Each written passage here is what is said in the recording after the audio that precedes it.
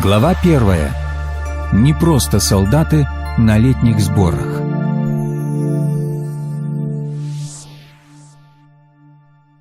В армии Бога ты не можешь числиться только на летних сборах. Здесь ты постоянно на службе. В армии Соединенных Штатов, например, есть такие кратковременные сборы, но на Божьей службе все не так. Бог хочет иметь солдат, которые без устали служат Ему, которые отдают Ему все свое время, всю свою жизнь. С того момента, как ты сказал «да» Иисусу, ты состоишь в Его армии до своей смерти, если только не станешь дезертиром или не начнешь увиливать от службы. Это может показаться жестким утверждением, но только в том случае, если ты не знаком лично с главнокомандующим. Добровольцы служения Господу не занимаются только беспорядочной пальбой. Духовная война – это такая же реальность, как и любая другая война на земле. Солдаты без оружия или те, кто использует свое оружие неправильно, могут попасть в засаду, их могут ранить или даже убить, как в настоящем бою. И сегодня, возможно, более чем во все предыдущие времена, сатанинские маневры усиливаются. Один взгляд в ежедневную газету легко убедит тебя в этом. Люди, которые служат в армии в любом роде войск, скажут тебе, что служба – это серьезное дело даже в мирное время. Это не игры. С того момента, как тебя призвали в армию, будь то сухопутные, морские или воздушные войска, ты часть единой системы. Дисциплина и строгое соблюдение правил не просто рекомендуется, соблюдение их совершенно обязательно. Говоря о своей жизни верующего, христиане довольно часто используют военные термины, но слишком часто им еще недостает настоящей воинственности. У них слишком мало выносливости и заметен недостаток воли к победе. Мы так мало понимаем в Божьих планах ведения войны. Не соверши ошибки. Христианин – это тот, кто ведет войну по Божьим правилам.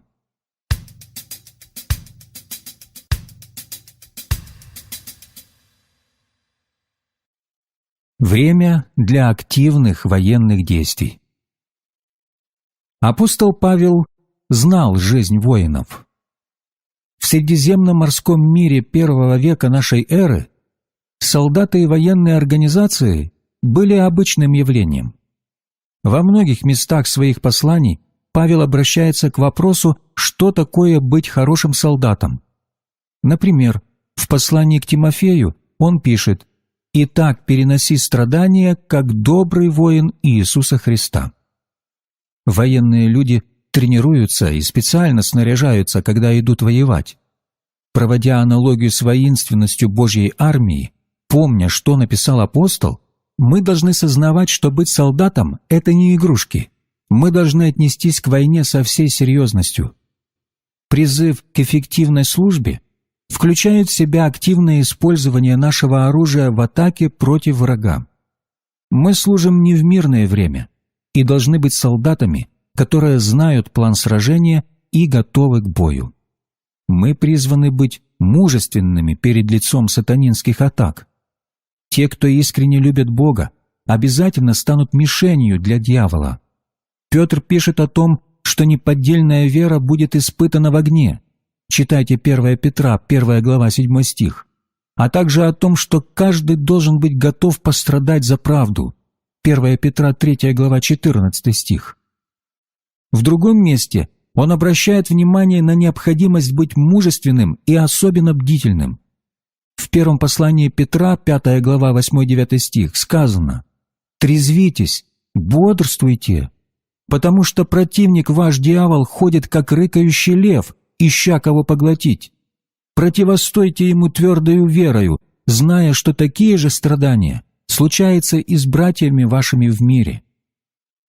Павел писал свое послание к Тимофею из холодной, сырой, темной тюрьмы, осужденный и ожидающий смерти. Каково его преступление? Преисполненность веры в Господа. ибо я знаю, в кого уверовал», — написал Павел. Он утверждал свою веру во Христа.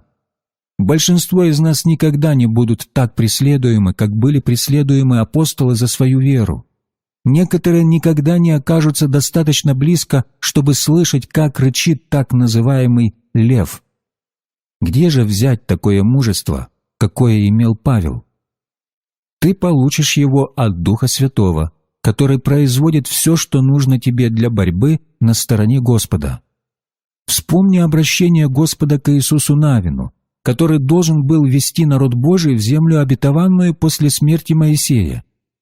После наказа размышлять о книге закона и делать то, что в ней написано, Господь сказал: «Вот я повелеваю тебе, будь тверд и мужествен, не страшись и не ужасайся, ибо с тобой Господь Бог твой везде, куда ни пойдешь». Как быть воинственным в Боге, мы узнаем по мере того, как познаем Слово Божье и верим в него. Служба включает в себя разные дисциплины, такие, например, как укрепление умственного и эмоционального потенциала, которые помогут нам вести духовную брань. Те, к кому мы обращаемся за советом, часто обнаруживают, что причина нашей депрессии или малодушия и других проблем, встающих перед нами, в недостатке Слова Божьего в нашей жизни. Причины, по которым те же самые люди неделя за неделей выходят вперед для молитвы в конце собрания, часто кроются в том, что они не знают или не применяют принципы Слова Божьего в своей повседневной жизни и взаимоотношениях.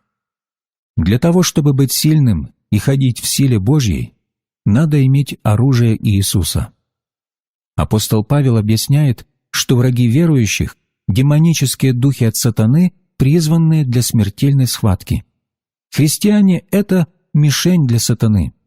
Мы должны вооружиться истиной, праведностью, миром, верой, спасением, Словом Божьим и молитвой, как об этом написано в послании к Ефесянам, 6 глава, с 13 по 18 стих. Этому миру может показаться, что это довольно странное вооружение, но Павел предложил духовные аналогии отдельным частям вооружения римского воина.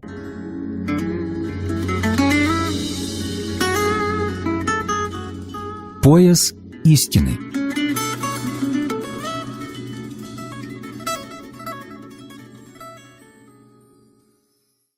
Итак, станьте, припоясавши чресла ваши, истиною. Ефесянам, 6 глава, 14 стих. Истина подразумевает полноту правды. Там, где обман и ложь в жизни верующего, как раз там нет той самой части вооружения, которая скрепляет и соединяет все остальные предметы. В античные времена, когда жил Павел, ремень на талии держал все остальные части униформы воинов. Если разобраться в деталях вооружения, то можно увидеть, когда воин терял пояс, он терял все. Можно страшно опозориться. Мы все видели старинные комедии, в которых комик терял штаны, но это не очень смешно, когда такое происходит во время боя. Я как-то читал о крупном сражении в прошлом, и там мудрый генерал приказал своим людям пойти и перерезать ремни у воинов противника, пока они спят. Проснувшись на следующее утро, они были так заняты придерживанием спадающих брюк, что были просто не способны стрелять и потерпели поражение. Я не знаю, было ли так на самом деле, но это хорошая иллюстрация. Мы должны быть припоясаны истиной перед лицом врага. Ты никогда не собьешься с пути, если будешь говорить правду. Броня праведности. «И, облегшись в броню праведности», читаем в послании к Ефесянам, 6 глава, 14 стих. Броня должна была защищать сердце солдата. Неправедные действия, совершаемые христианином, лишают его этой надежной защиты и открывают его сердце сатане. Заботясь о том, чтобы броня праведности всегда была на месте, ты защищаешь свое сердце. В послании к евреям, в 10 главе, в 22 стихе, говорится: «Да приступаем с искренним сердцем, с полною верой, краплением очистивши сердца от порочной совести и омывши тело водою чистою». Если ваше сердце не свободно от нечистой, то есть притупленной, опаленной грехом, ожесточенной совести, вы не можете укрепляться благодатью, ибо хорошо благодатью укреплять сердца, говорится в послании к евреям, 13 глава, 9 стих. Послание Иакова учит: «Если кто из вас думает, что он благочестив и не обуздывает своего языка, но обольщает свое сердце, у того пустое благочестие». Человек не получает Божью благодать до тех пор, пока не откажется от старых путей греха и не начнет жить благочестиво. Аморальная жизнь не получает Божьей благодати. Ты не можешь грешить и одновременно эффективно вести войну с врагами. Христос – наша праведность. Грязные покровы собственной праведности в качестве брони бесполезны. Сердце и совесть должны быть чисты перед Богом. Ноги, обутые в готовность благовествовать мир. В послании к Ефесянам, 6 глава, 15 стих, говорится: «И обувши ноги в готовность благовествовать мир». Эта часть вооружения помогает твердо стоять на ногах во время атак. Римляне носили сандалии, привязывая их ремешками вокруг лодыжек и икр, а подошвы были густо усеяны гвоздями, как шипами. Такую картину представляет нам апостол Павел. Обувь – это основание для наших ног, чтобы мы не споткнулись и не оступились. Христос – наша скала, наш фундамент, ибо никто не может положить другого основания, кроме положенного, которое есть Иисус Христос. Мы не должны быть просто легкомысленными наемниками, случайно попавшими на поле битвы, но посвященными добровольцами, которые сделали окончательный выбор, услышали высший призыв и на всю жизнь завербовались на службу Господину мира. Мы сражаемся благовествованием, которое приносит вечный мир. Мы только и ищем, чтобы возвестить благую весть этому человеческому полю битвы, полному страха. Мы не боимся зоны огня. Мы готовы провозглашать войну для того, чтобы принести мир. Мы ищем окончания раздора между человеком и Богом. Воинствуя, мы создаем мир. Блаженны миротворцы, ибо они будут наречены сынами Божьими. Щит веры. А паче всего, возьмите щит веры, которым возможете угасить все раскаленные стрелы лукавого. Послание к Ефесянам, 6 глава, 16 стих. Щит тяжелого пехотинца – это был большой, обшитый металлическими пластинами, загнутый по краям щит. Нет лучшего описания, как святые Божьи использовали этот щит, чем в послании к евреям в 11 главе, часто называемой «Каталог веры». Для многих людей вера – это прыжок в темноту, в неизвестность, что-то вроде азартной игры. Я опровергаю это. Другие говорят, что вера – это великое таинство. Для меня вера – это сила, движущаяся глубоко внутри моего духа. Вера, которая меняет мир – это внутренний ресурс, сила, которая выше наших собственных возможностей. В послании к евреям сказано: «Вера же есть осуществление ожидаемого и уверенность в невидимом». На каком, собственно, основании ожидаемое нами должно осуществиться? Почему? Человек, обладающий верой, это тоже как человек, имеющий документ, который дает право собственности, имеющий гарантию самого Слова Божьего и доверяющий этому Слову, доверяющий Богу. Вера – это не только история. Хотя послание к евреям в 11 главе и представляет нам исторических людей веры – Авеля, Еноха, Ноя, Авраама и Сару, Исаака и Иакова, Иосифа и Моисея и других, но вера – это то, что существует сейчас, прямо сейчас. Вера функционирует, вера передвигает горы сейчас. Чтобы построить веру, такую же большую, как Empire State Building, ты должен иметь прочный фундамент. Дьявол столкнет тебя с твоей верой, если ты стоишь на маленьком основании, на песке. Два колоссальных основания для веры, которые не могут быть поколеблены ни землетрясением, ни дьяволом и ничем другим, это первое – знать, что Бог есть, и второе – знать, что Он ищущим Его воздает. Читайте об этом в послании к евреям, 11 глава, 6 стих. Ты узнаешь людей, когда проводишь с ними время в общении. Точно так же ты познаешь и Бога, и твоя вера возрастает по мере того, как ты проводишь время с Ним в Его Слове. Люди восхищаются Смитом Вигглсвортом, называя его пророком веры. Но они не знают, сколько времени он провел со Словом Божьим. Я знал Смита Вигглсворта достаточно хорошо. Мы часто и подолгу общались с ним, и в результате я узнал Бога, которого он любил и которому он служил, намного лучше, потому что мы проводили долгие часы вместе над Библией. Неудивительно, что великие чудеса происходили на его служениях. Он знал, что Бог существует, у него была твердая вера, он знал, как взять щит веры и использовать его, чтобы угасить все огненные стрелы лукавого. Шлем спасения. Ефесянам, 6 глава, 17 стих. «И шлем спасения возьмите».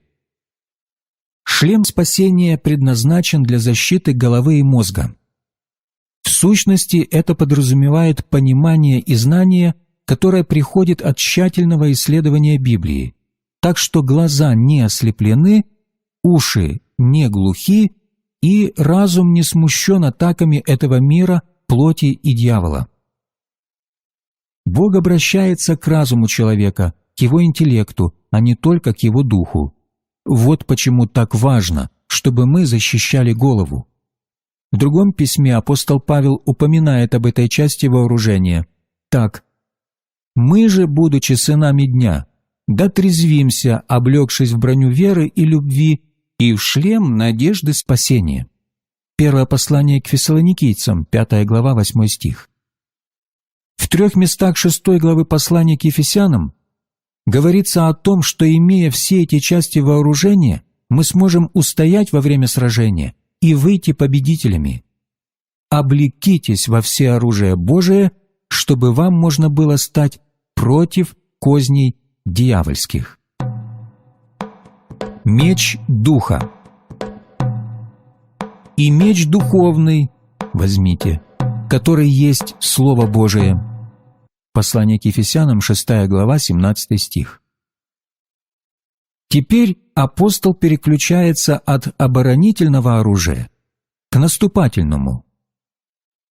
Все виды оружия, о которых мы говорили ранее, предназначены для обороны, причем все они защищали воина только спереди. Это говорит о том, что мы не должны быть отступающей армией, а наоборот, должны идти вперед, захватывая территорию врага.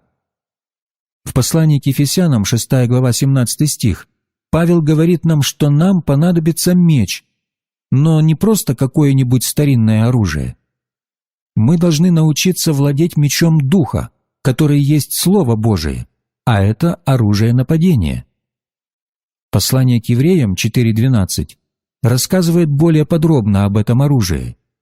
«Ибо Слово Божие живо и действенно и острее всякого меча обоюдоострого. Оно проникает до разделения души и духа, составов и мозгов, и судит помышления и намерения сердечные». Павел указывает на Христа, который стал живым Словом Божьим, как об этом сказано в Евангелии от Иоанна, 1 глава, 14 стих, «И Слово стало плотью и обитало с нами».